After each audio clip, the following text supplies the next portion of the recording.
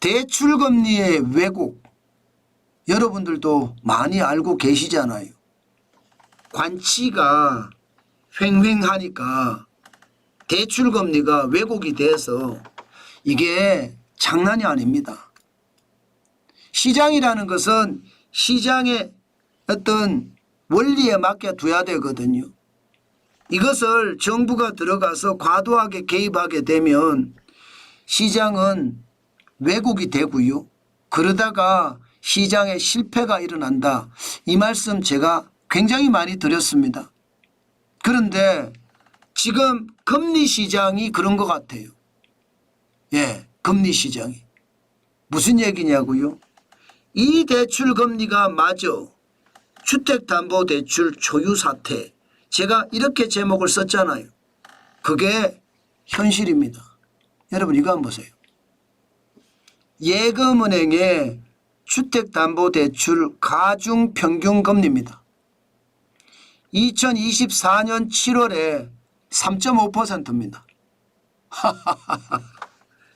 여러분 한국은행의 기준금리가 3.5%입니다.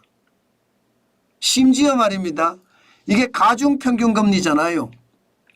게다가 신규 취급기준이잖아요. 그러면 가중평균금리가 아니라면 은행마다 다 다르다는 뜻이잖아요. 은행마다 실제로 다릅니다.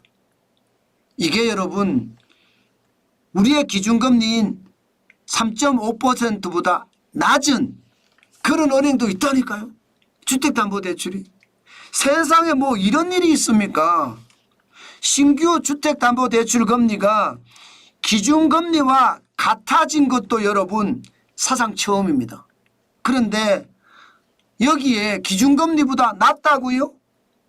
이것은요 통계를 집계한 이후 처음 나타나는 현상입니다.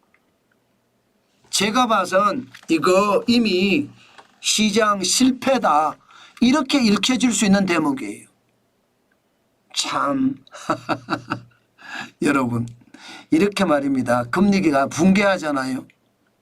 이제 더 큰 위기도 옵니다. 이렇게 되면. 왜냐하면요. 대출금리 돈이잖아요. 돈은 통화량을 좌우하거든요. 그렇기 때문에 금리라는 게 체계적으로 형성이 돼 있어야 돼요. 예를 들어서 말입니다. 기준금리보다 낮으면 안 되죠. 기본적으로는요. 그런데 기준금리보다 낮다는 게 문제고 이 기준금리에다가 은행 같은 경우 가상금리를 붙이잖아요. 가상금리. 가상금리가 뭐예요? 가상금리라는 게 은행이 운영하는 운영비거든요. 사람도 써야 되고 사무실도 얻어야 되고 또 월급도 줘야 되고 그게 이제 가상금리로 포함시켜서 은행의 금리에 포함이 되거든요.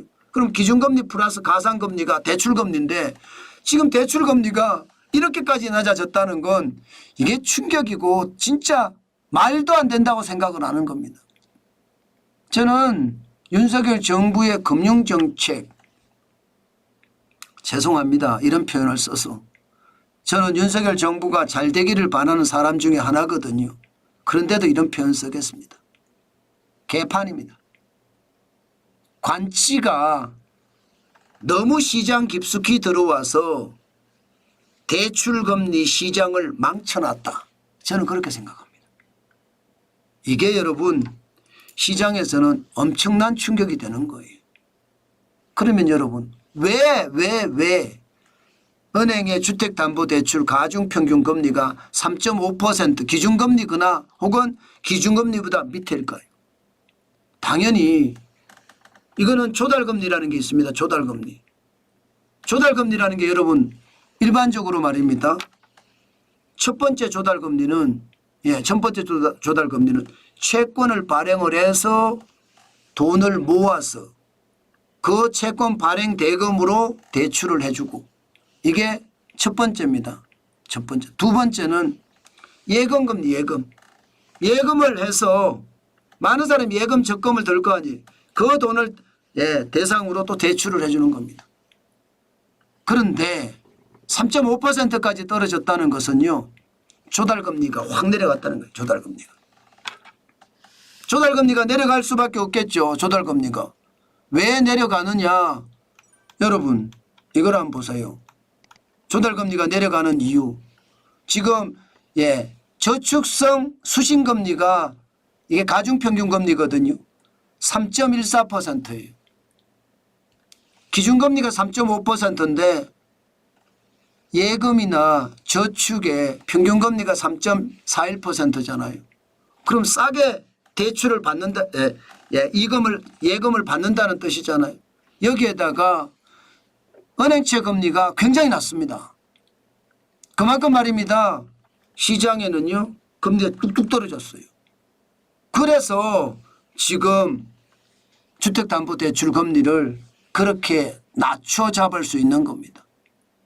야, 이거는 여러분, 저는 시장에 위기가 맞을 수도 있다, 그런 생각이 들어요. 이게 왜 그렇게 생각을 하나 하면요, 여러분, 가계대출의 가중평균금리도 많이 떨어질 수밖에 없거든요. 4.06%예요. 예, 4.06%. 기업대출의 가중평균금리도 4.78%입니다. 많이 떨어졌죠. 이게 많이 올라갈 때는 5.67%였거든요. 2022년 11월에. 여기에다가 일반 신용대출에 대한 가중평균금리도 5.78%, 2022년 12월에 7.97%에 비하면 굉장히 내려갔습니다. 자, 이렇게 금리가 내려가는 것은 금리 인하도 안 했는데 금리가 왕창 떨어지는 모습이잖아요. 그러면 금리 인하를 하면 어떻게 될까요? 그러면 여러분, 시장에 잘못된 신호를 줄 수도 있습니다. 안 그래도 말입니다. 대출금리가 기준금리보다 싼데 기준금리를 내리면 더 내려갈 거 아니에요. 그러면 대출 받아서 집 사자, 이런 분위기가 형성이 되고 이게 과하게 시장에 영끌족이 몰린다든가 그렇게 되면 부동산 시장이 또 한 번 엄청난 회오리가 몰아칠 수도 있습니다.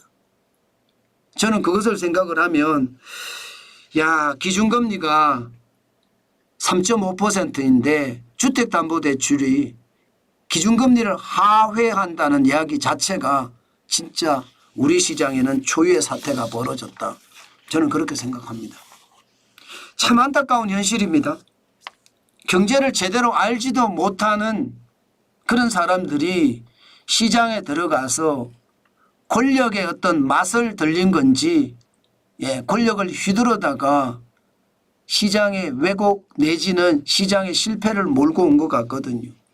앞으로 저는 지금 대출 시장 더 큰 위기가 올 수도 있다고 생각해요. 더 큰 위기가. 그만큼 말입니다. 금리가 싸진다는 심리 이미 형성이 되어 있는 데다가 금리까지 내리면 무슨 일이 벌어질지 사실 조금 두렵기까지는 해요. 물론 우리 시장에 뭐 경기 침체라는 위기가 더 심해지면 달라질 수도 있겠지만 이게 여러분 잘못된 신호가 시장에 갈까, 저는 그게 두렵다는 뜻입니다. 그만큼 와우, 시장은요, 저는 똑바로 바라봐야 될 것 같아요. 지금 같은 이런 사태가 벌어졌다는 자체가 글쎄요 어떤 일이 벌어질까요? 저는 우리가 상상도 못한 그런 일이 벌어질 수도 있다, 저는 그런 생각도 해봅니다. 지금까지 제가 계속 말씀드린 게 이제 스트레스 DSR 2단계가 9월 1일부터 도입을 하니까 좀 달라질 수도 있다, 그 말씀을 드리기는 했어요. 그렇지만 이게 시장은 어떻게 시장이 변할지 모르니까 정환진 TV를 보시면서 예의주시하는 거 앞으로도 잊지 말았으면 좋겠습니다. 제가 열심히 공부해서 열심히 여러분들에게 말씀드리겠습니다.